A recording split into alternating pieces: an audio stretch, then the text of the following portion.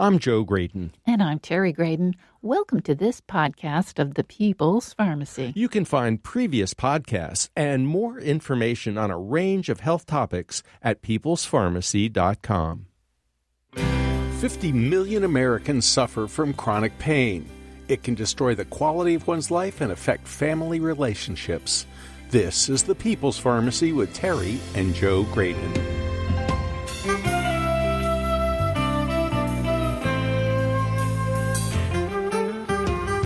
When you don't have pain, you never think of it. When you do, it's all you can think of. New York Times columnist Ross Douthat will describe how pain from Lyme disease altered his life. This week, the CDC presented its revised opioid prescribing guidelines. Instead of requiring doctors to limit the amount of narcotics they prescribe, the proposed new guidelines urge prescribers to use their best judgment. Pain specialist Dr. Sean Mackey describes how his team develops individualized pain management plans. Coming up on the People's Pharmacy, overcoming chronic pain. In the People's Pharmacy health headlines, even people who have mild cases of COVID-19 may be vulnerable to long-lasting cardiovascular complications. A new study in the journal Nature Medicine tracked data on more than 150,000 veterans who had survived a coronavirus infection. The investigators compared records from these veterans with those from over 5 million patients who were not infected with SARS-CoV-2. They also found a second control group of almost 6 million patients whose records predated the pandemic. Compared to the controls, those who had recovered from COVID were significantly more likely to suffer a heart attack, stroke, heart failure, irregular heart rhythm, or inflammatory heart disease such as myocarditis. These cardiovascular risks persisted for at least a year after recovery. COVID-19 case rates are falling in many parts of the U.S., but doctors are still worried. Some fear that 10 to 30% of patients who get past the acute phase of the infection may end up struggling with long-lasting symptoms. Patients have reported 200 different problems associated with long COVID, ranging from fatigue to brain fog, including shortness of breath, persistent cough, and pain. There are some parallels with myalgic encephalomyelitis, more commonly known as chronic fatigue syndrome, or CFS. This ailment was first identified in 1988, though the cause of the symptoms remains mysterious. For years, many health professionals considered it a psychosomatic disorder. Thanks to COVID, however, there's growing awareness that viral infections may trigger long-lasting and debilitating fatigue and cognitive impairment. Even if the proportion of people who develop long COVID is less than 30%, there could still be a frightening epidemic of chronic fatigue syndrome, given that nearly 80 million Americans have contracted COVID. Another unexpected consequence of COVID-19 infection is alteration of the gut microbiota. A study of elderly French patients hospitalized with COVID-19 examined how the bacteria in their digestive tracts differed from those of uninfected healthcare workers who served as controls.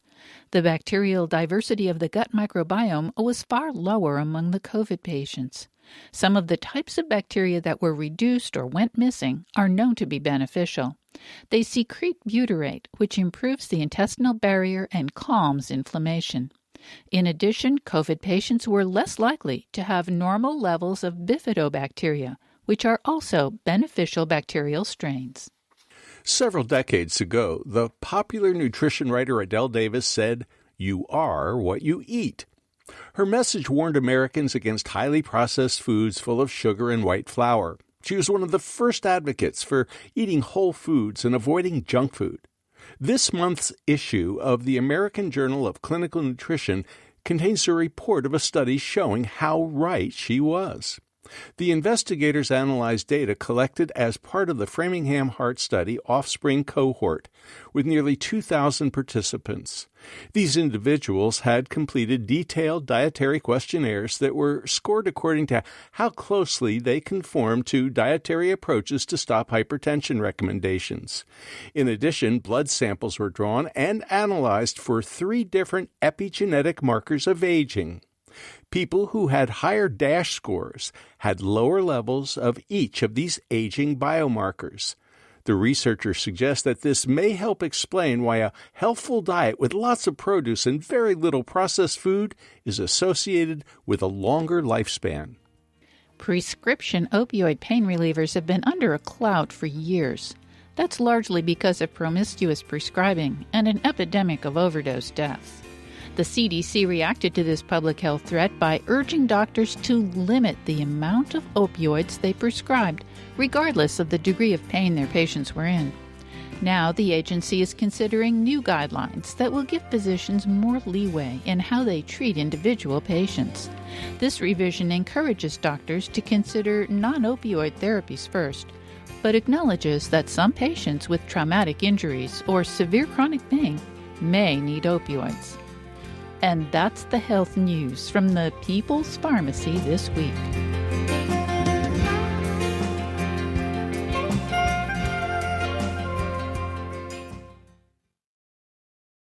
Welcome to the People's Pharmacy. I'm Terry Graydon. And I'm Joe Graydon. Today our topic is chronic pain and how it affects people's lives. We start with New York Times columnist Ross Douthat, who describes his harrowing experience with Lyme disease. Later in the show, we'll talk with chronic pain expert Dr. Sean Mackey. He's chief of the Division of Pain Medicine at Stanford University. This week, the CDC issued draft guideline revisions for opioid prescribing. They'll give doctors more leeway for treating people with trauma or chronic pain. Not everyone with Lyme disease ends up with chronic pain, but our first guest did. Ross Douthat joined the New York Times as an opinion columnist in April of 2009. His column appears every Tuesday and Sunday. Previously, he was a senior editor at The Atlantic and a blogger on its website. Ross Douthat is the author of several books, his most recent being The Deep Places, a memoir of illness and discovery. Welcome to the People's Pharmacy, Ross Douthat.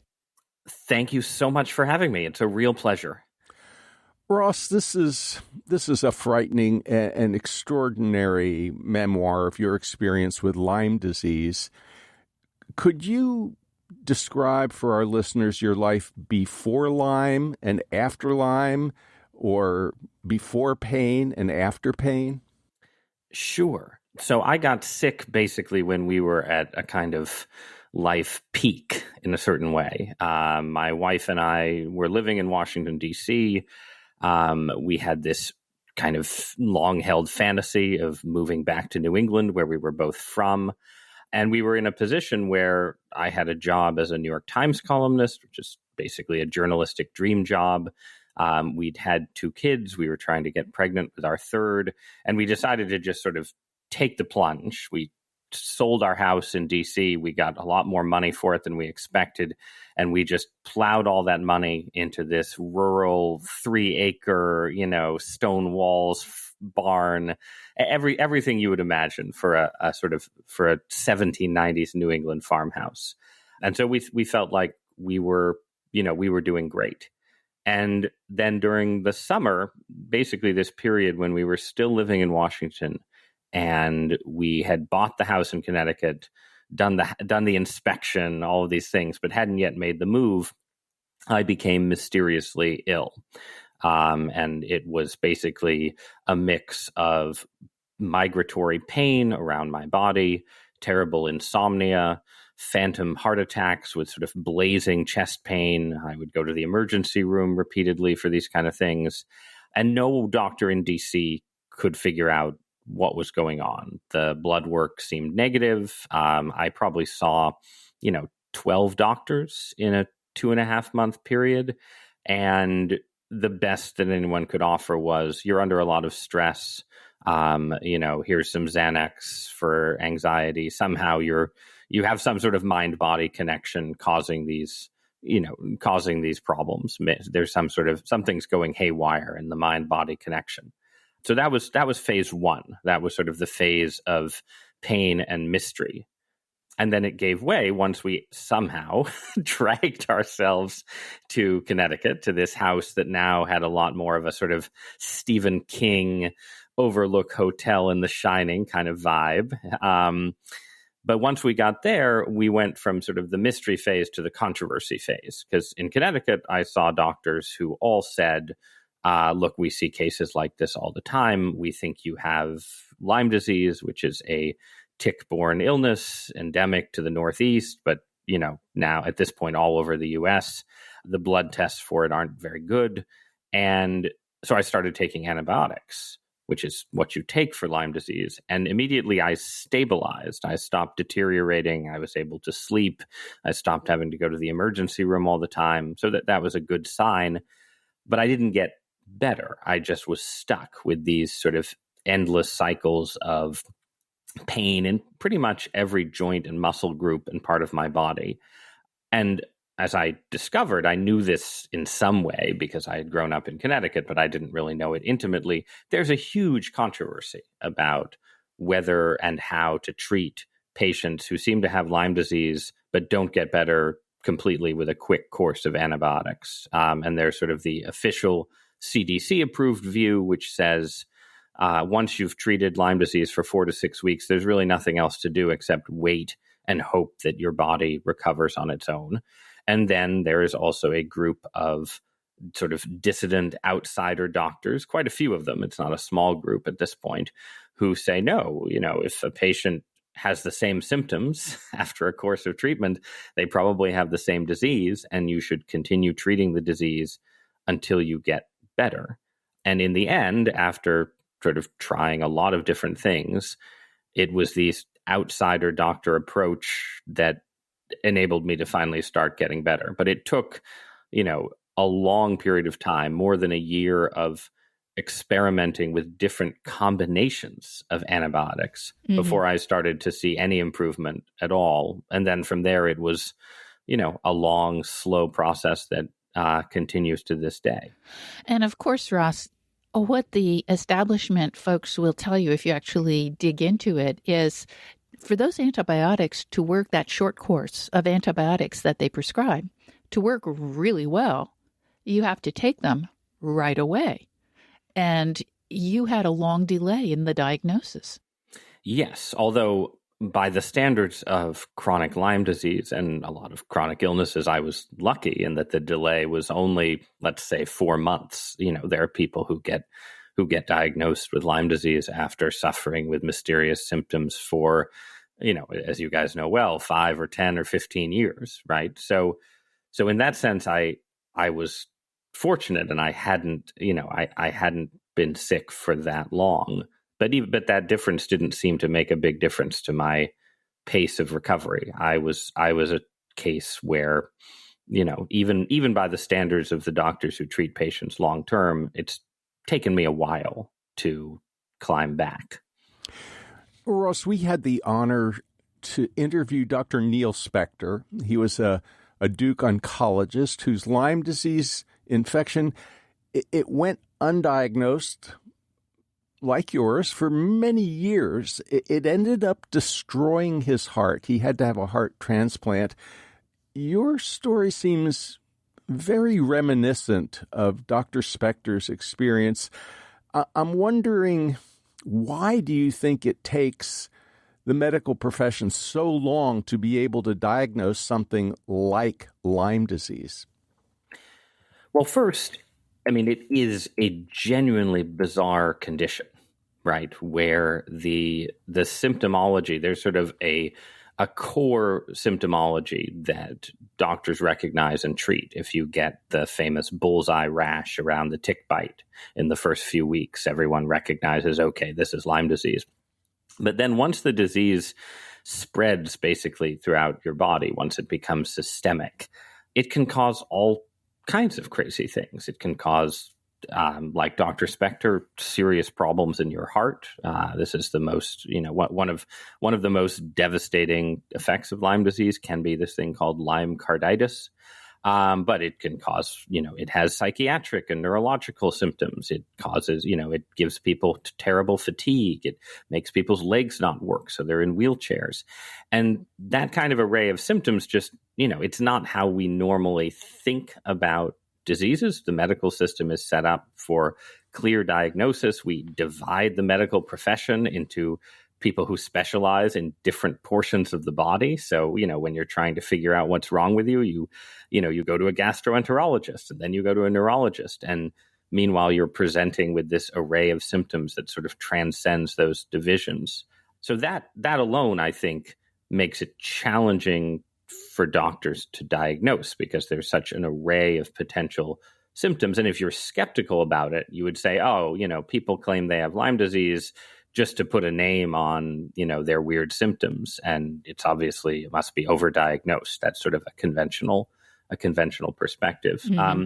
But then also the reality is that it even from the perspective of these outsider doctors who treat it, it's not like they have an easy prescription to treat it once it's deeply embedded in your body, right? So I think the outsider doctors, they have a lot of evidence at this point, strong evidence that Lyme disease really does persist. You have all these experiments in animal hosts and even cases where they've literally done autopsies on human patients and found, these sort of bacteria and cysts, these various things created by the bacteria in people's tissue long after they had antibiotic treatment.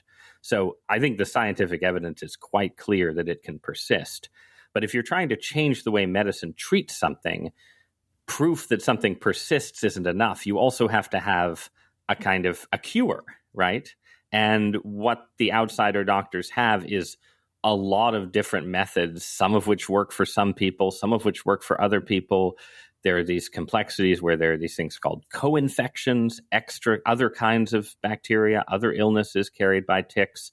So to treat someone who's really sick, as I discovered, is this really crazy experimental, multi-month, multi-year process that is itself just way outside the bounds of how we design controlled trial experiments, and two, how doctors are trained to normally treat patients. So it's just, it presents a really hard challenge to the normal model of medical treatment where you have a blood test, an easy diagnosis, and one or two drugs that you try, and that's, and away you go. It's just not like that at the moment, at least. You're listening to Ross Dowdett. He's an opinion columnist for the New York Times who writes about politics, religion, moral values, and higher education.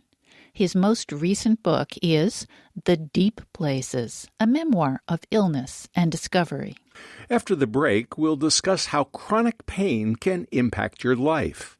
What's it like to be suffering from something that doctors can't diagnose? We'll also talk with a doctor specializing in pain medicine. When the CDC issued its previous opioid prescribing guidelines in 2016, many chronic pain patients had their medication dose reduced rapidly or dropped altogether. When that happened, millions of people experienced unbearable pain. Some went into sudden withdrawal. How do pain experts identify the optimal way to treat each patient? Dr. Mackey will share his perspective on how chronic pain can impact people's relationships and their families. You're listening to The People's Pharmacy with Joe and Terry Graydon. This podcast is made possible in part by CocoVia, maker of high-potency cocoflavanol supplements. Cocoflavanols are among the most well-studied plant-based nutrients, backed by 20 years of scientific research. CocoVia Cardio Health is available in capsules or powder, providing 500 milligrams of cocoflavanols daily. This supports better blood flow and vascular performance. CocoVia also offers Memory Plus, supplements with 750 milligrams of cocoflavanols. This product is backed by 4 different clinical studies demonstrating significant improvement in several aspects of memory. Cocovia flavanols are derived from real cocoa beans. They offer you all the benefits of chocolate without the sugar. More information at cocovia.com.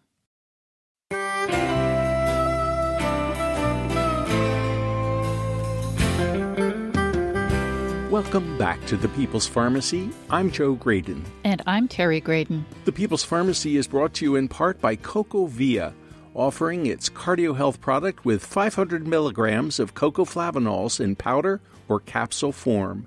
More information at cocovia.com.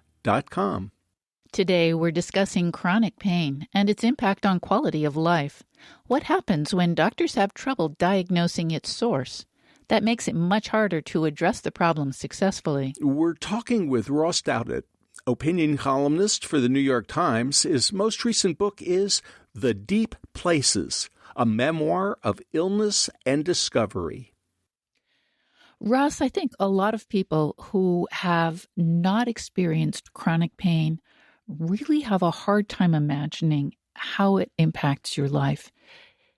You do a beautiful job in The Deep Places, giving us some insight into that. Can you help our listeners? Sure, I can try. Because this is one of, it's one of the reasons that I wrote the book, was in part because there did seem to be aspects of chronic illness and chronic pain that are just really, really hard to understand unless you're experiencing it. And I think it starts with just sort of the language that we use to describe these things, right? So if you look at people who have chronic illness and you look at the descriptions of their symptoms, and this applies not just to Lyme disease, it applies to chronic fatigue syndrome, to fibromyalgia, to now long-term or long-haul COVID.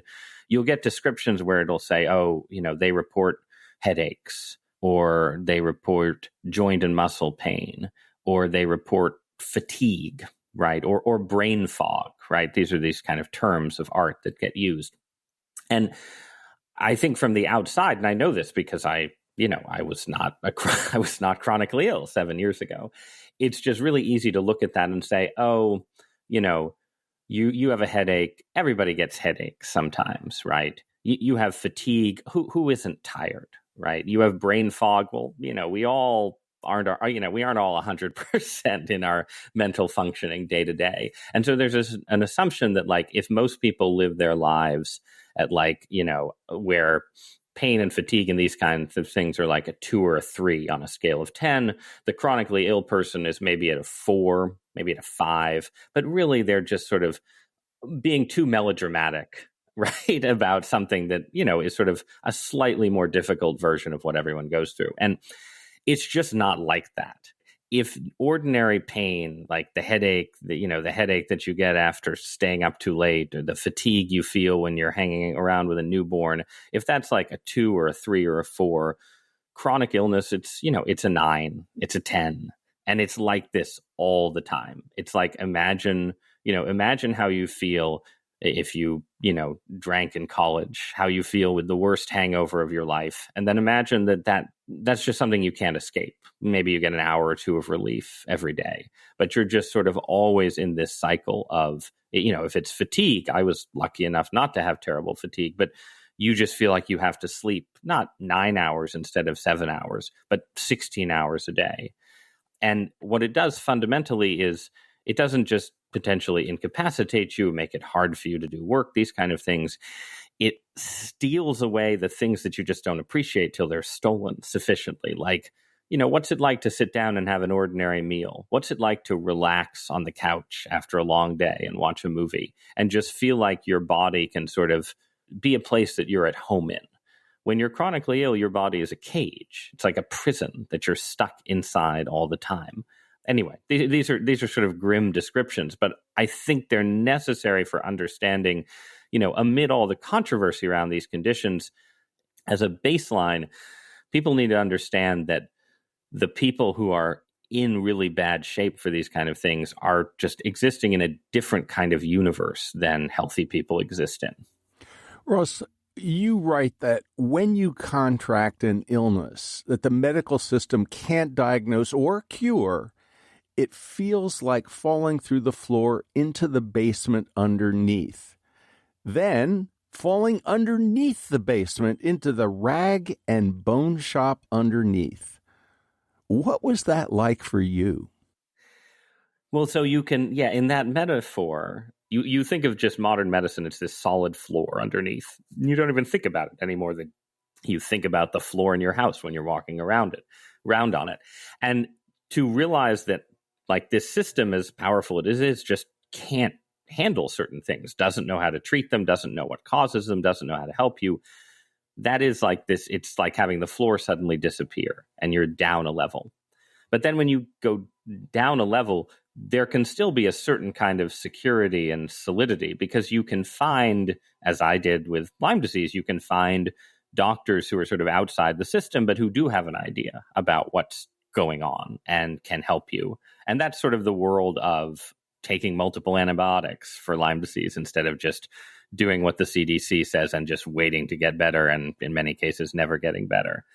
But then the point of extending it down one more level is when you're really sick, you try weirder things too.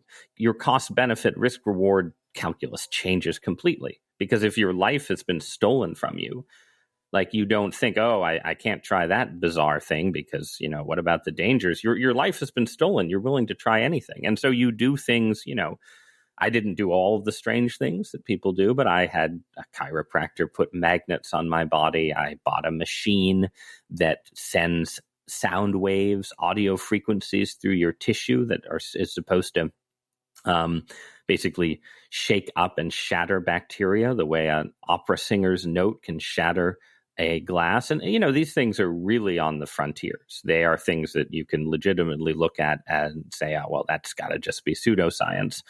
But in fact, then, some of those things also seem to be quite helpful to me.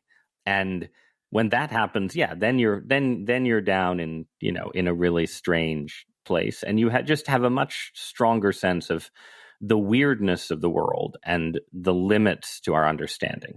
Whatever is true or not, the world is probably a somewhat stranger place than you imagine when you're just up on the solid floor walking around in your HGTV ready living room.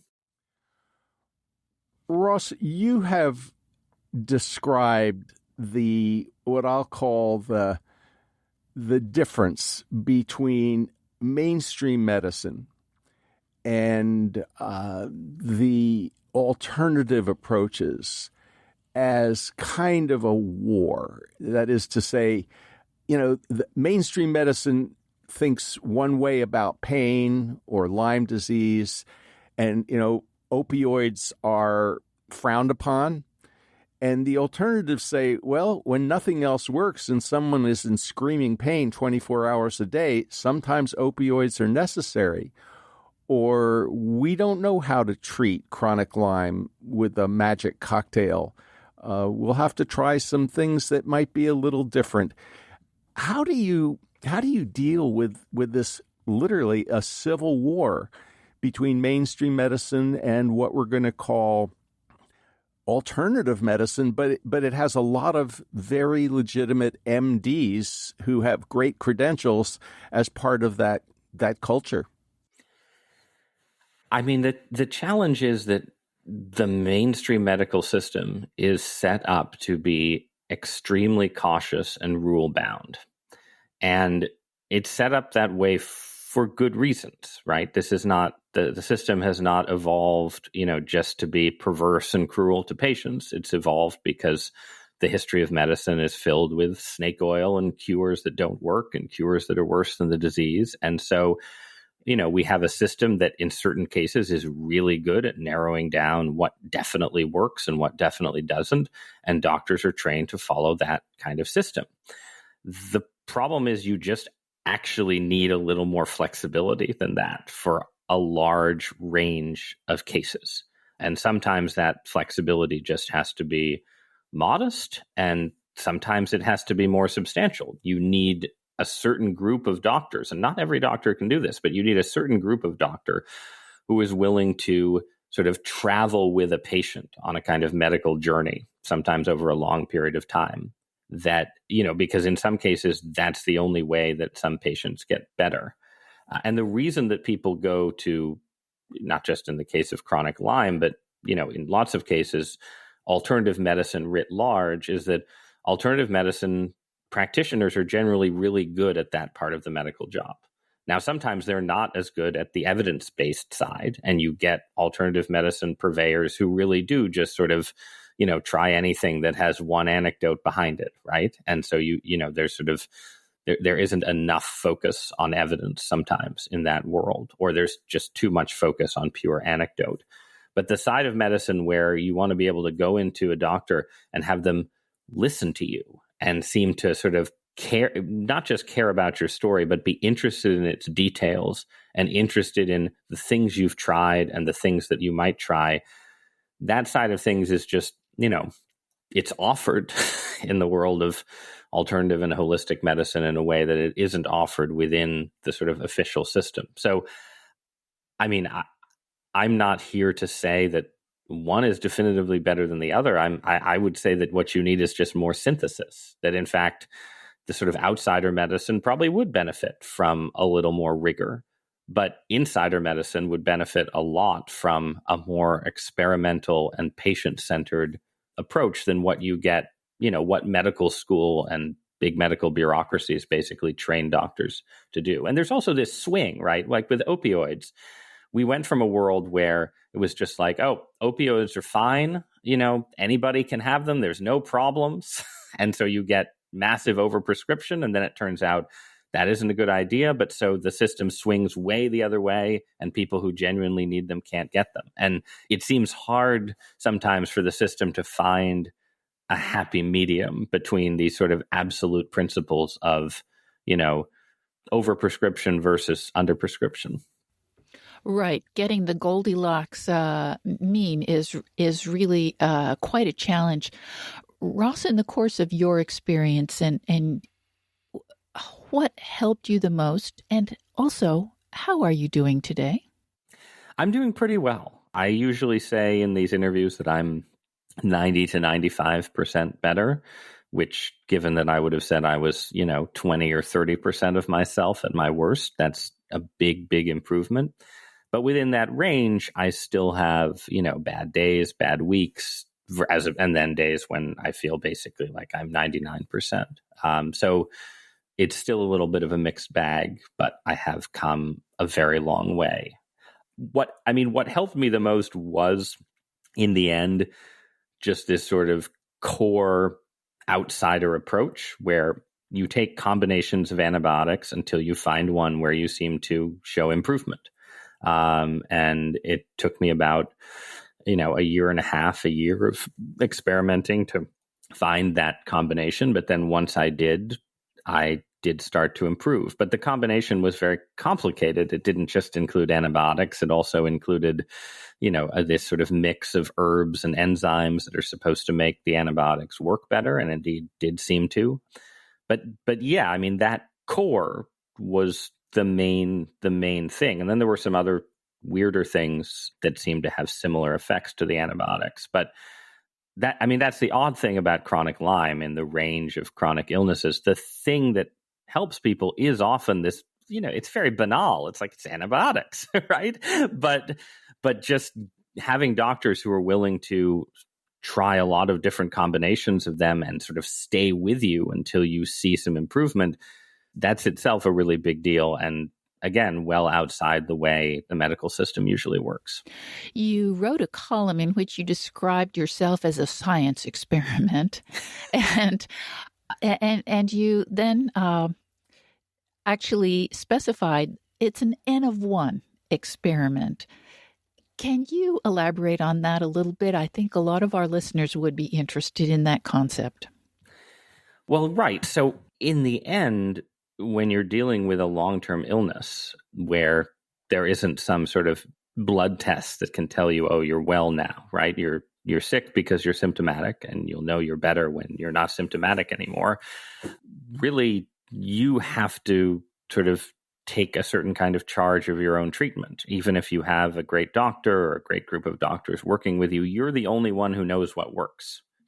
And you need to trust yourself, right? Like I've known people who get into situations where they'll take something and it will make them feel better, but then they'll have a doctor say, oh, that couldn't have worked, or you shouldn't have taken that for so long, and they'll stop taking it and they'll get worse, right? Like if you find something that works, you should continue taking it generally. That's a good rule of thumb.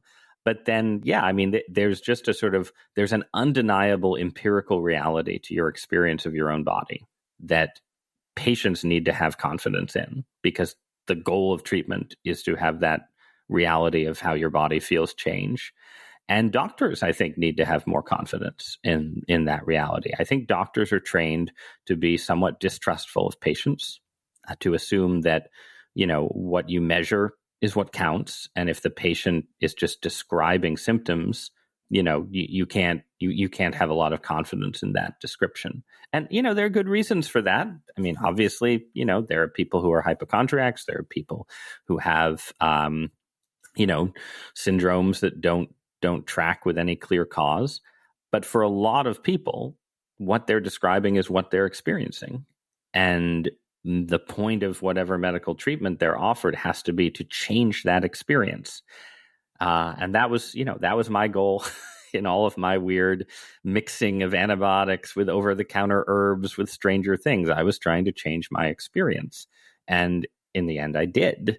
And there's an unprovable element to this, obviously. But in the end, I was working with real experiences in my body that I could predict and track and tell when one thing worked and another thing didn't. And without that kind of empiricism, I wouldn't have gotten better.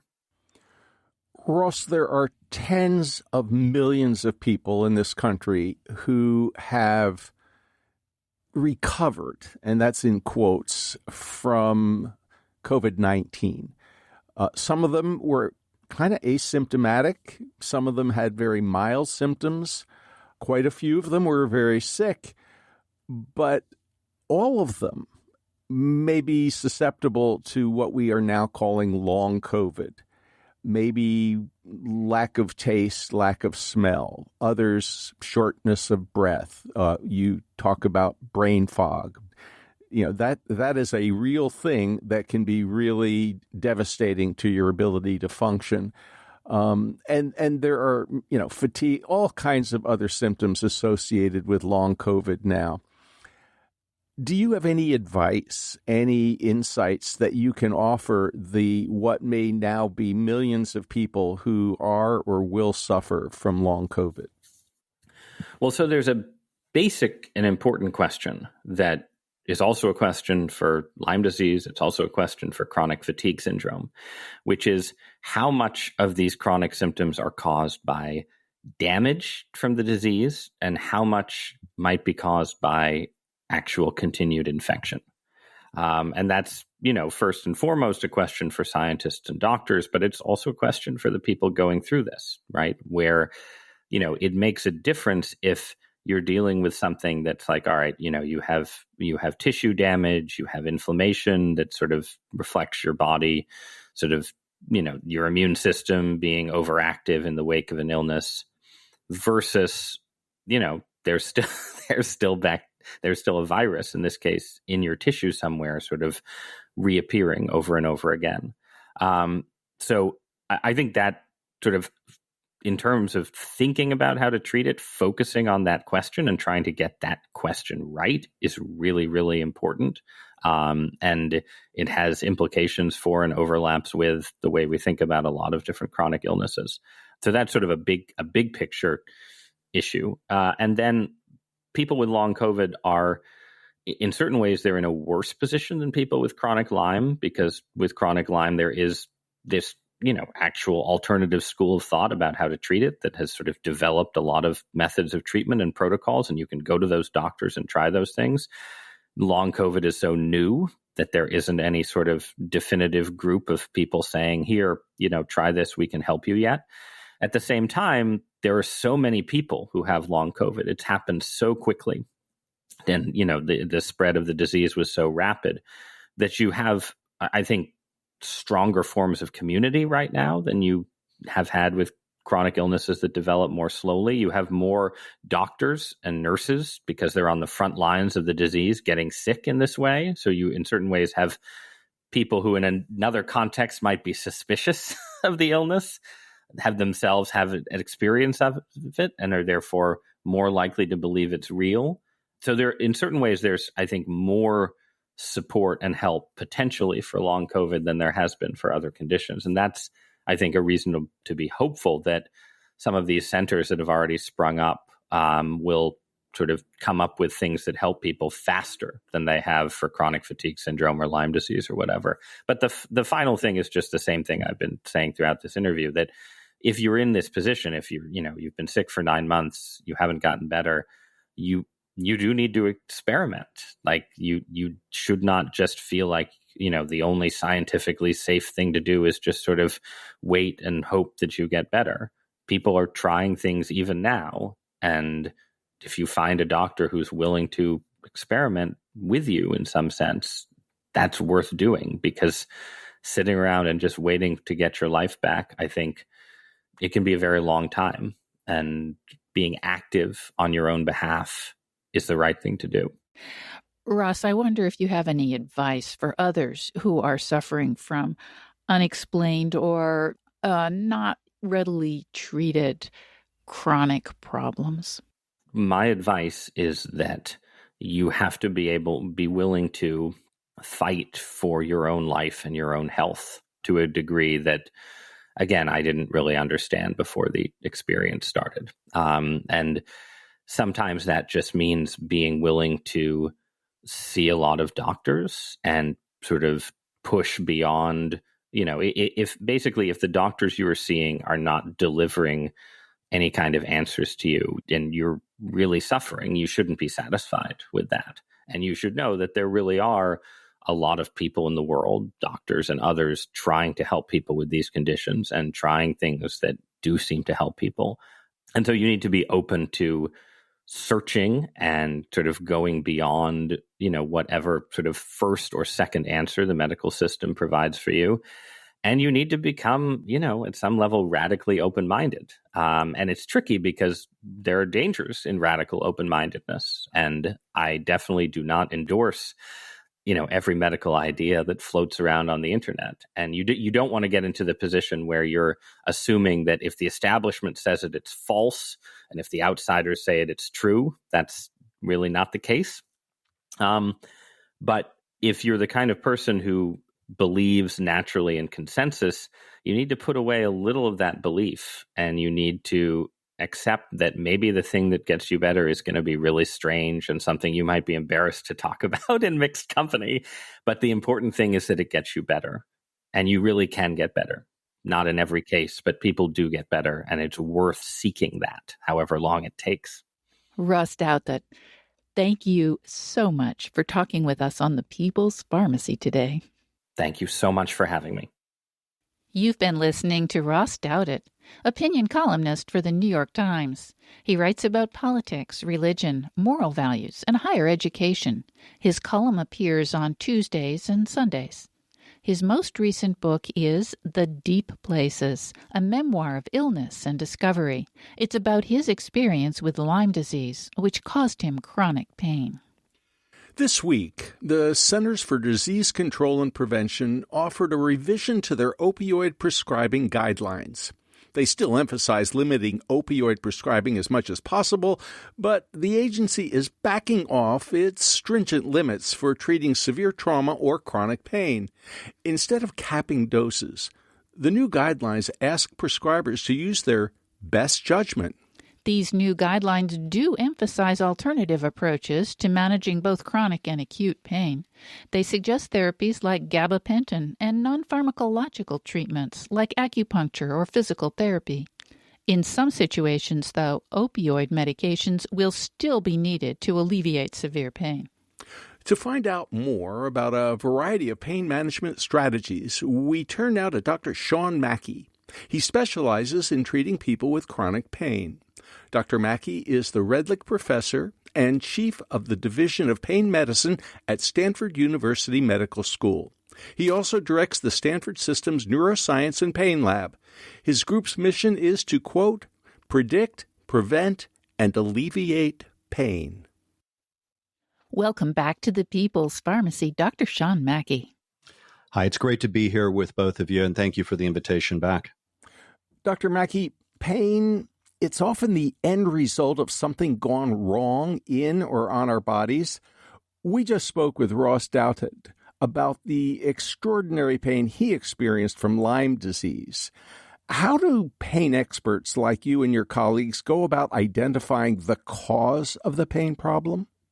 Yeah, great question. And this is what makes pain so incredibly challenging, is that frequently you can't come up with an exact diagnosis, and yet it is obtaining a diagnosis that's the first step in any of this. And sometimes it's simple, but many times, particularly in complex situations like the one you just mentioned, it can be rather challenging, but it is that diagnosis that then guides us towards the best treatment for that particular patient in that circumstance. Now, sometimes pain is caused by like an accident, a really bad accident, or maybe even, dare I say it, botched surgery. And sometimes it's not even botched. It's just surgery that leaves some kind of chronic pain condition. What do you do in such situations?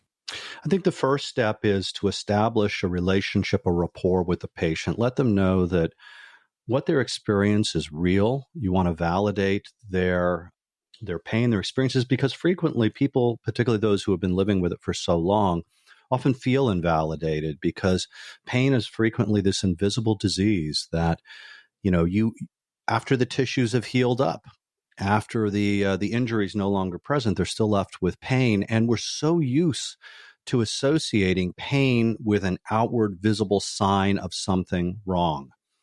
You mentioned injury or surgery, and quite frankly, frequently it has nothing to do with a botched surgery. It's just normal surgeries. There's a certain percentage of people after an otherwise perfectly well done surgery that end up with chronic pain.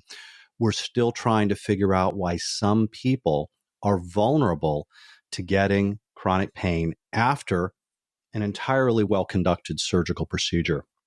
So we start with that rapport building. We start with validating. And then a large part of this is also education. It's helping people to understand what they have, what they don't have, what they can do, what is possible for them to do physically, what they shouldn't do. And then it's working collaboratively to come up with the best treatment approach for that particular person and monitor it. And oftentimes it is a process of trial and error. It's doing one thing after another until we find the right combination that works. Because with pain, many times it doesn't lend itself to a nice textbook approach where, you open up the proverbial textbook, you put your finger on the diagnosis and you say, that's the fix.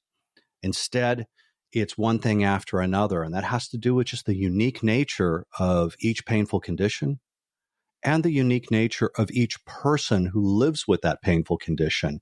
And it puts a lot of variables into the mix. So it's often very frustrating for the patient. And, candidly, it can be frustrating for the docs because we all want to help people. We want a quick fix. So we establish that relationship. We help people to know that we believe what they're going through. Sometimes we get lucky and we can get a quick fix, and sometimes it is a bit of a process. What about when the cause is known but not treated?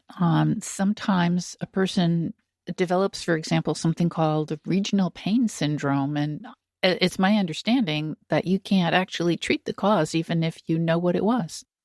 Well, there's this terrible burning painful condition called complex regional pain syndrome, or CRPS. It used to be called RSD. And you wouldn't wish this on your worst enemy. It's like a blowtorch on your arm or your leg 24 hours a day, 7 days a week. One of the most painful things that any human can go through. And unfortunately, we don't have cures for this. We have some good treatment approaches, some good ways of managing it. But even then, frequently the pain doesn't necessarily go away. And so we try to help people both reduce their pain, but increase their level of function, improve their quality of life while we're searching for better therapies for this rare condition as well as many others that we see. Dr. Mackey, it sounds as though you're telling us that we may not really understand exactly how acute pain can become converted to chronic pain. We may not really understand the process or the why or the how, but understanding the patient can go a long way towards figuring out a way to help the patient. I'm not going to say live with the pain, because that sounds like you aren't doing anything to alleviate it, and I'm sure that you are. Can you just give us a sense of how chronic pain impacts people's families and their relationships? Absolutely. And I actually think the way you framed it was beautifully put. And you also brought in, when you were, if you will, struggling for the words to describe it, some of the very challenges that we all face. You know, we want to empower patients. We want to give them a sense of self-control. And yet, you know, when you were framing that, you know, you struggled a little bit with the having to learn to live with it. And that's because there's kind of a message there when we say learning to live with it, because it's like giving up. And so we're not asking people to give up. We're not asking people to stop searching for an answer or to get better educated. We want to empower them. We want to put in their hands the tools to best manage and treat their pain while we're still looking for better solutions. Now, let me get to the answer of your question about how this impacts others around them. And I think that's an underappreciated consequence of chronic pain. It not only affects the individual, but it affects their family, their friends, their community. And it affects, obviously, society as a whole to the tune of over $500 billion a year that we spend each year. But, you know, getting back to the family, pain can take a terrible toll on the family because it can fundamentally transform who that person used to be into somebody that the family is not used to seeing.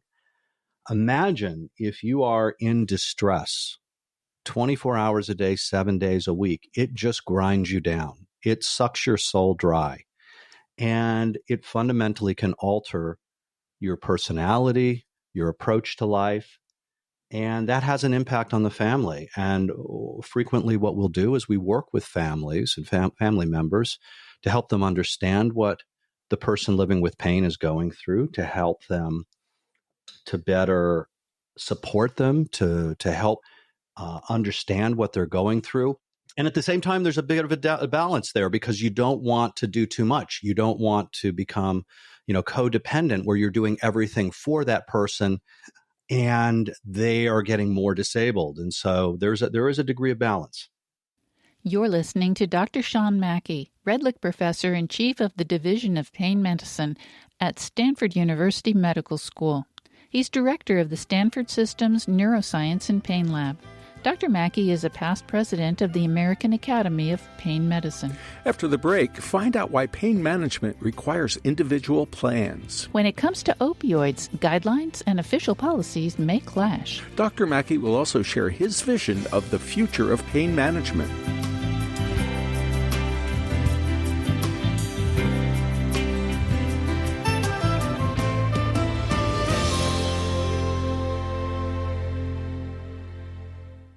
You're listening to The People's Pharmacy with Joe and Terry Graydon.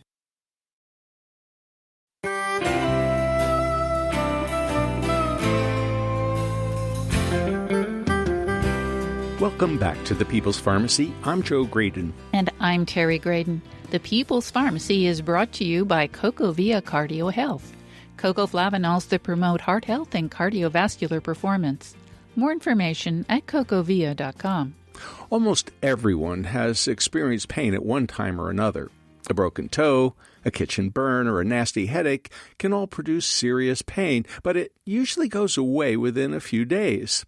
When pain lasts for months or years, it can be devastating. Is there anything that can be done to alleviate chronic pain?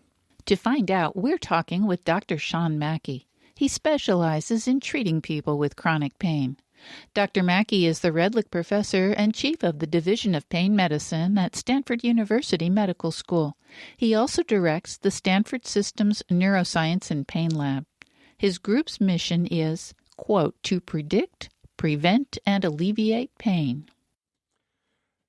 Dr. Mackey, you described the idea that pain management, especially chronic pain management, requires individual plans. It involves the family. And yet, traditional medicine is really comfortable with what I would refer to as guidelines. You know, some professional organization says, if you have high cholesterol, here's what you do, A, B, C, D, E.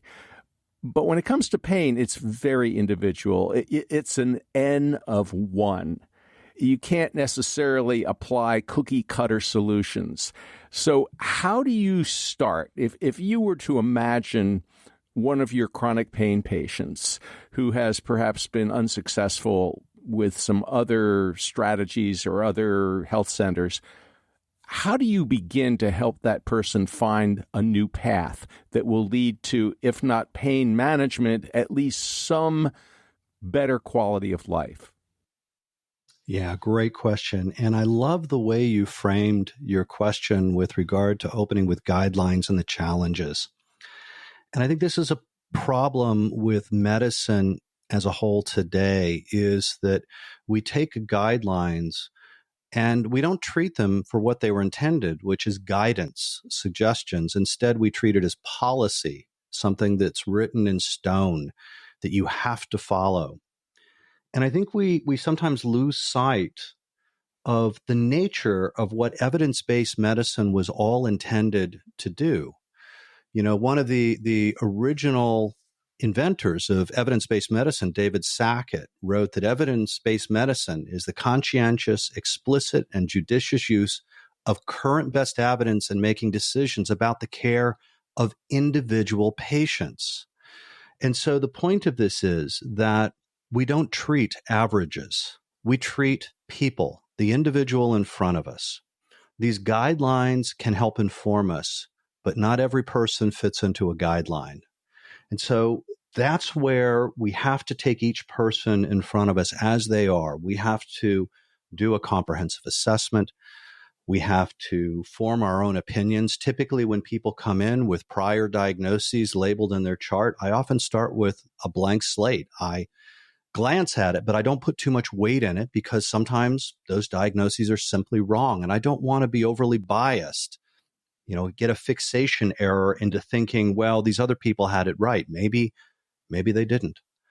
So it's applying that approach to the person in front of us and coming up with an individualized treatment plan is what we need to do. Once again, the problem with medicine is that, particularly with the production pressures that are on primary care clinicians who get to see a patient for 15 minutes, you're not afforded that luxury of being able to do a comprehensive workup.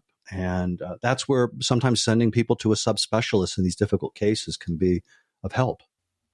Dr. Mackey, I would like to ask you a little bit about a topic that's been a hot topic for, I'm afraid to say, several years now, where really guidelines and policy have kind of been clashing, and that's the issue of opioids.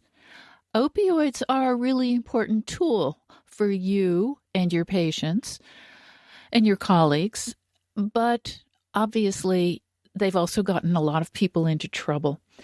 First of all, why don't we have better pain medicines? Opioids have been around for how many thousands of years? Thousands of years. And second of all, how can we use them appropriately so people don't get into trouble? Yeah. So you chose an easy one. This is one of the major conundrums that we face in society and in the treatment of pain, is this issue of opioids, because inherent within this is the notion that, on one hand, opioids can be incredibly devastating. They can ruin lives.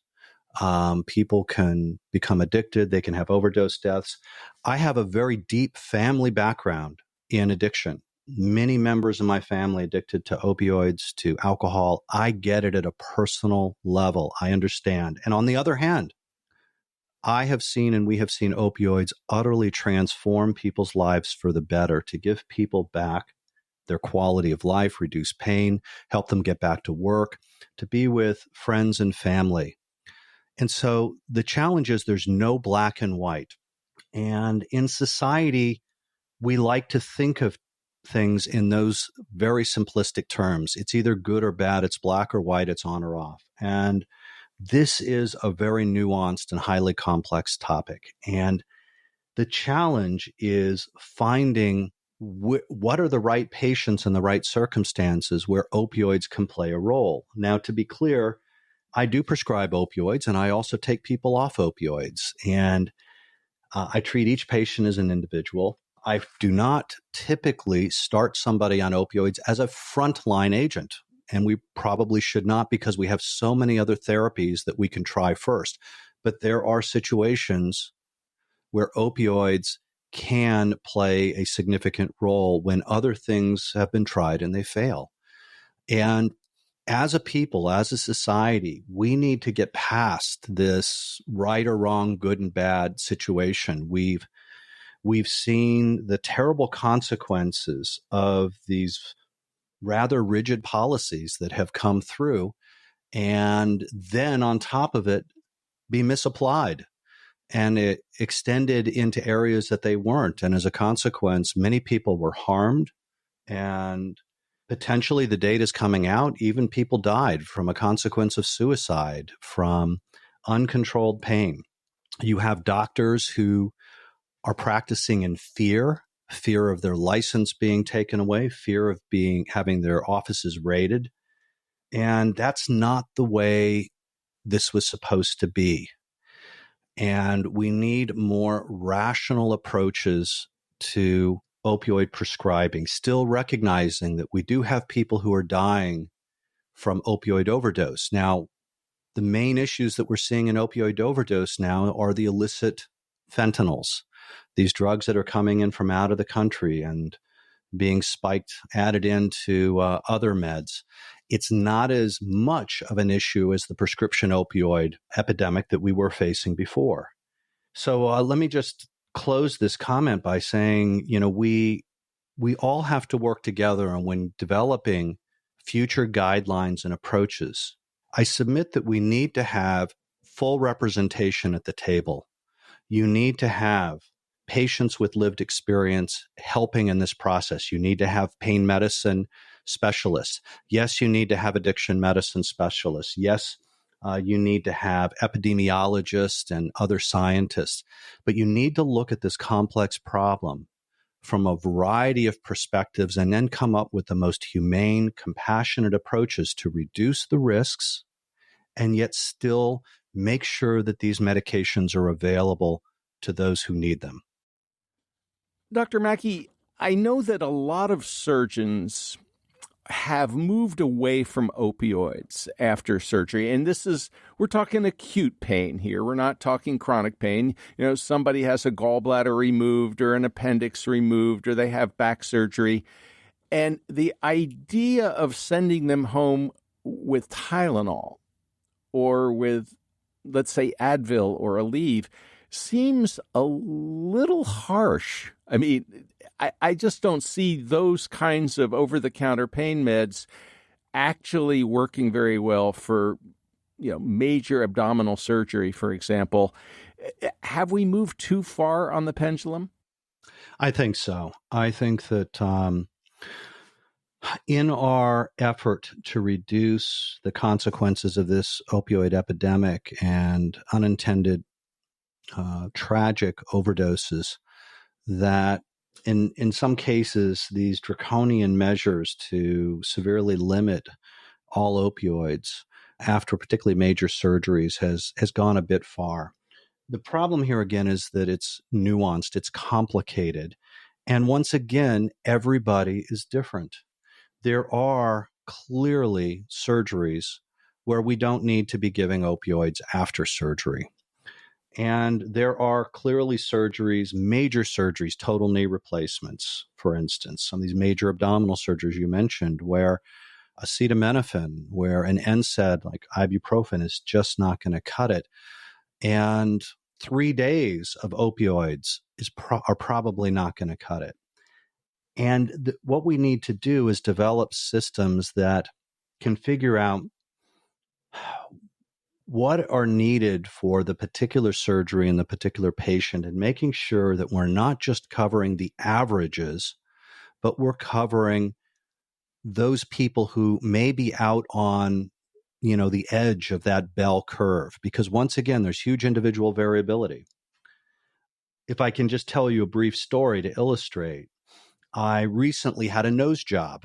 And I don't mean a cosmetic, give me Brad Pitt's nose. I mean, I had a septoplasty and sinus surgery because I couldn't breathe out of my nose. And Beth told me that's not normal. I've been living with that all my life. And so I went in and, I told the surgeon, I said, I don't want any opioids because I have this really deep family history of addiction. And he's like, I give opioids to everybody. I'm like, I'll be fine. So beforehand, I started myself on gabapentin. I started myself on what's called a COX-2 inhibitor, celecoxib, acetaminophen. I run a pain lab, so I've had everything painful done to me imaginable, and I got through this surgery, and I didn't take a single opioid. I went back to see him, and he said, wow, maybe I don't need to give opioids to any of my patients. You did so well. And I responded, I said, absolutely not.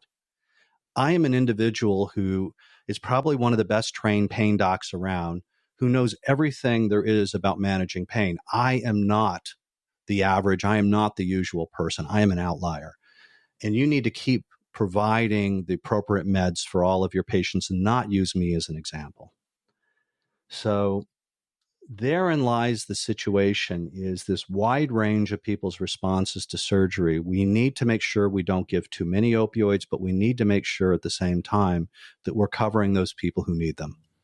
But I think you've just described a situation that is becoming far more common, and that is a lot of patients are afraid of opioids. They may have no history of opioid dependence in the family, no history of alcohol dependence, but they've heard the word opioids so many times in such a negative way that even after pretty serious surgery that really would benefit from opioids afterwards, they say, no, doctor, don't give me any opioids. And they suffer, not just for hours, but sometimes for days. How do we begin to change that kind of attitude? Yeah, thank you. And that's tragic. A large part of this is through education. If you don't have a personal history of addiction yourself or substance use disorder, if you don't have a family history of substance use disorder, if you are not coming into this surgery with significant history of PTSD or depression or anxiety, if you've not been previously abused or, mistreated as a child, your likelihood of developing addiction of a substance use disorder from being exposed to opioids and surgery is incredibly low. Can it still happen? Yes. But the numbers suggest really, really low. I think it's a matter of identifying and communicating with people what are the risk factors for somebody being exposed to opioids. I'm at risk. I mean, to be clear, I've never had a history of misusing any of these substances, but I have this deep family, probably genetic bad profile that I carry with me. And so I tend to be worried and I tend to avoid. Vast majority of people don't fit into that profile. And there's the downside to not getting the appropriate treatment for your chronic pain, because untreated pain after surgery or an injury is more likely to lead to persistent pain. And so we don't want to find ourselves in a situation in which we're so worried about getting addicted to these opioids that we have uncontrolled pain. It's just completely out of control. and it sets your nervous system up so that you're overly sensitized, and now you're dealing with persistent pain on a much longer basis. There are people who actually can't tolerate opioids. So if someone like that goes in for surgery and normally the surgeon would dispense opioids, what can such a patient do? And when you refer to can't tolerate opioids, I'm going to assume you mean they get Nauseated, dizzy, etc. Yeah. And there's certainly a segment of the population that gets severe side effects to opioids. And once again, this is where we have a large number of existing medications that we can bring to bear in the area of pain. Now, a lot of these medications are not FDA approved for pain, but can be helpful. Gabapentin, while there's conflicting data out there about whether gabapentin works or doesn't work in the perioperative environment, my read on it is that it provides clear benefit for a large number of people. And it's a safe medication. It's really hard to harm yourself with a gabapentin or one of those classes of medications. And veterinarians prescribe it for our companions. I didn't know that.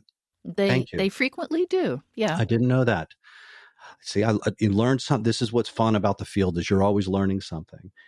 Acetaminophen can be a very effective pain medication. Now, people may say, well, that's not going to eliminate my pain in a major surgery. And they would be right. It's not.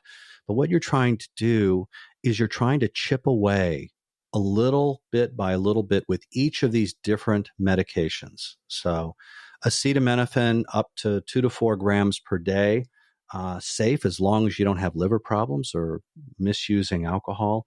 NSAIDs like ibuprofen, naproxen, the COX-2 inhibitors like celecoxib.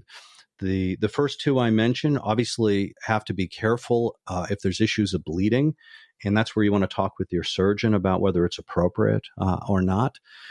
There are also a number of relaxation techniques that can be very helpful for post-surgical pain, because we tend to get really wound up.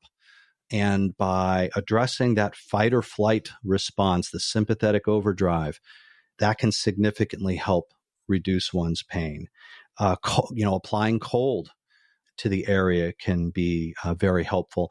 Talking with the surgeons and your anesthesiologist about different types of nerve blocks that can be put in before surgery to help reduce pain can go a long way. So the beauty of it is the field has gotten and advanced much, much further than it has been 20 years ago, even further. And in many of these situations, we can help people keep their pain under control, particularly if, as you alluded, they can't tolerate opioids. Dr. Mackey, I'm really glad you mentioned what I am going to call sort of the mental aspect of pain. We had the privilege of knowing and interviewing a famous author from North Carolina, Reynolds Price. And Reynolds Price had cancer that wrapped itself around his spinal cord, and he had radiation therapy that left him in unbelievable pain. And at some point, he was taught auto-hypnosis. And he said, for the average person going through what I've experienced, they'd be writhing on the floor in agony. They'd be screaming with the kind of pain that I live with 24/7. But auto-hypnosis has actually changed my life. And I can continue to write. I can continue to function, even though he lived in a wheelchair. The point, I guess, he was trying to make was that he had learned how to control his pain with his mind. That's a great story. And that's a perfect example of where these mind-body approaches can be helpful. Now, the challenge is finding, much like with the medications, we talked about this before, the right medication or the right procedure for the right person. We frequently need to find the right mind-body behavioral or psychological tools for each person, because while, for your friend, auto-hypnosis worked well, a lot of people may not be able to do that, but they may be able to learn other and different type of skills. And what we're learning is that there is an individual difference in which of these treatments will work best for which person. And so people have to keep in mind that there's not just one mind-body psychological approach. There are a real gamut of them, and each one can be different. And while one may not work for you, another might. This person fortunately found one that was very effective. And, our goal is we want to try to put those tools in everybody's hands because, let's face it, they have no side effects. None. Dr. Mackey, there's an interesting compound out there called ketamine. Ketalar was the original brand name. It's an anesthetic. It's actually being used these days for depression, or especially for suicidal depression, because it works quite quickly. It's very controversial. But there was one other aspect to ketamine that fascinated me as a graduate student, and that was its powerful analgesic activities. In other words, it didn't just put people to sleep, it took away their pain. So when people were in an automobile accident and had many bones broken, or burn patients, the anesthesiologist often used ketamine as the anesthetic of choice. Some people are starting to use ketamine in low doses to treat chronic pain patients. Your thoughts? Yeah, fascinating topic around ketamine and chronic pain. So, as you alluded, ketamine is an anesthetic agent. At high doses, we use this to help put people into a state of unconsciousness, and it provides analgesia during surgery. At low doses, we've been using it at Stanford, and they're used at other institutions in an IV or intravenous format for treatment of conditions such as complex regional pain syndrome, which we talked about earlier, or other neuropathic pain conditions, where we give several hours of an infusion, and it can provide some really wonderful benefit for some people, but not for others. As you alluded, psychiatry has been doing a great job in studying this drug at low doses for treatment-resistant depression, and finding that, once again, in some people, really helpful. The challenge that I run into personally as a physician is in using this medication long-term, even at these low doses. And the reason is, our first rule is to do no harm. And the problem we face is the lack of long-term safety studies around the use of ketamine. It was never FDA approved for long-term oral administration or intranasal administration. And so we don't have those long-term safety data. We've got some animal data that suggests that there can be negative consequences. I've seen studies in which rodent models, they end up with brain lesions as a consequence of being put on ketamine. Now, let's face it, a rat or a mouse is not the same as a human. But what I'm saying is, I don't know. And particularly if I'm faced with, for instance, a younger patient who's got a long life ahead of them, I'm going to be very careful about prescribing a medication that I don't understand the long-term consequences.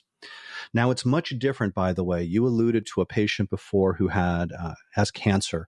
And for people at end of life, in treating cancer pain, I found ketamine can be incredibly helpful in relieving their pain and suffering. So it's a bit of a long response, but one that, again, takes into account the complex nature of pain and the need to make sure that we have some decent safety data before jumping in and just starting to use medications. Dr. Mackey, you've alluded to quote unquote other things. And I guess for a lot of our listeners who are in chronic pain or who may become pain patients in the future, what can they do? Can you give us an example of the strategies that you utilize in your clinic when it comes to chronic pain, short of opioids, or perhaps after you've withdrawn someone from opioids? What what are the other opportunities? Yeah, so I think about the treatments for pain in 6 broad areas, buckets, categories, if you will. And very briefly, we have the medications. And within medications, we now have over 200 medications that can be used for pain.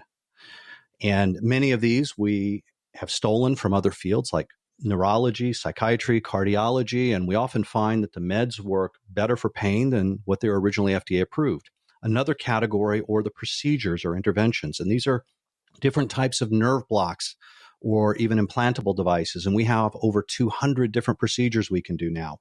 The third is pain psychology or behavioral medicine, and here we're teaching people how to empower themselves in the care of their pain. Incredibly underappreciated area and one that is gaining more and more interest. Fourth, our physical and rehabilitative approaches to pain, also incredibly important.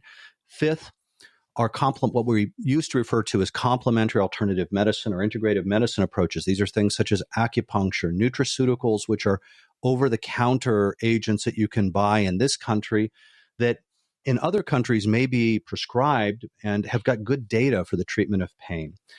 And then sixth, which is probably the most important, is that self-empowerment or self-education aspect. And getting educated about the problem that you're living with, if you've got chronic pain, is clearly the most important thing you can do.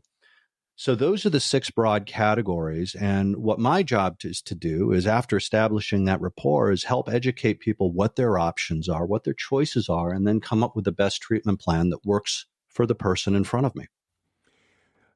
Dr. Mackey, I always like to ask our guests, especially people like you, about your crystal ball, about new research in your lab or on the horizon. As a pharmacologist, I have to admit I'm really kind of disappointed that we haven't come up with really great pain meds. I mean, opioids, as we all have noted, are thousands of years old, and they are extraordinarily good at alleviating pain, but they have some pretty serious negative consequences as well. So what does the future hold, both for medications, pharmacotherapy, and perhaps other ways of dealing with chronic pain? I think the future is incredibly bright. And it's bright from a number of perspectives. One is that from a governmental societal standpoint, at no time in our history has there been as much investment into new therapies for pain. The NIH has been putting hundreds of millions of dollars into developing better, less addictive pain treatments. And while the fruits of that labor are not available right now, I clearly see where they will be in the future. Where is this going? It's going in several directions, a number of which our group is working on. One is the development of objective biomarkers for pain. And so we talked earlier about how challenging it can be to find the right treatment for the right person in the right circumstance. And what we need are objective biomarkers where we can objectively characterize that person and help us identify the best treatment. And that's what my group is working on, as well as others.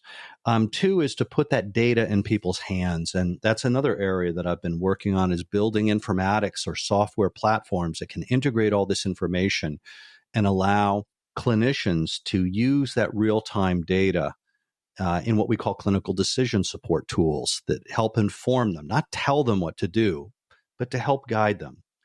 Now, moving on to therapies. And you mentioned from a pharmacology standpoint, there are a number of drugs in the pipeline that people are working on. A number of groups are working on, for instance, versions of opioids that have analgesic or pain-relieving properties, but don't have the addictive properties or don't have, the respiratory depression properties, the problems with slowing your breathing down that can lead people to overdose and deaths.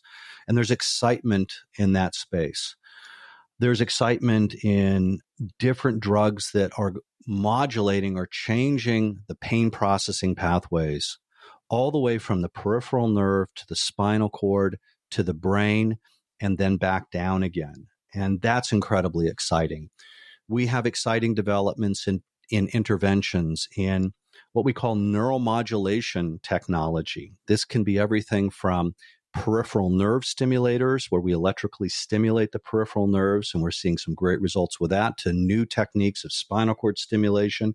Some of the work that our group does in the area of brain stimulation, where we do this non-invasively, where we're zapping the brain from outside the brain, also very exciting. That other category of behavioral or psychological interventions, my partner, Beth Darnell, is taking that one on.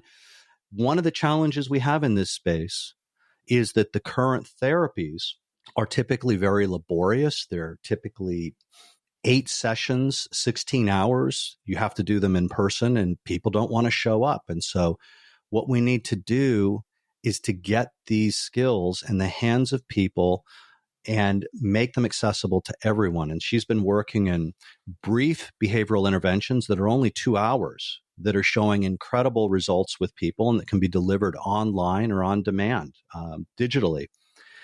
So in closing out, I think that the future is incredibly bright. I'm excited every day when I wake up and thinking about what we're going to do next, and ultimately how we're going to translate our new knowledge into improved, safe, and effective therapies for our pain. So for those who are listening and living with pain, first, I'm sorry about what you're going through. I truly am. I've devoted my life to helping people like you and others. And next, keep hope alive, because we are making some great strides in this field, and I'm expecting to see some really big benefits in the near future. Dr. Sean Mackey, thank you ever so much for talking with us on the People's Pharmacy today. It's been my pleasure. Thank you again. You've been listening to Dr. Sean Mackey. He specializes in treating people with chronic pain. Dr. Mackey is the Redlich Professor and Chief of the Division of Pain Medicine at Stanford University Medical School. He also directs the Stanford System's Neuroscience and Pain Lab. Dr. Mackey is a past president of the American Academy of Pain Medicine. Earlier in the show, we spoke with Ross Dowdett about his book chronicling his experience with Lyme disease. It's titled The Deep Places, a memoir of illness and discovery. Lynn Siegel produced today's show. Al Wodarski engineered. Dave Graydon edits our interviews. B.J. Liederman composed our theme music. This show is a co-production of North Carolina Public Radio, WUNC, with the People's Pharmacy.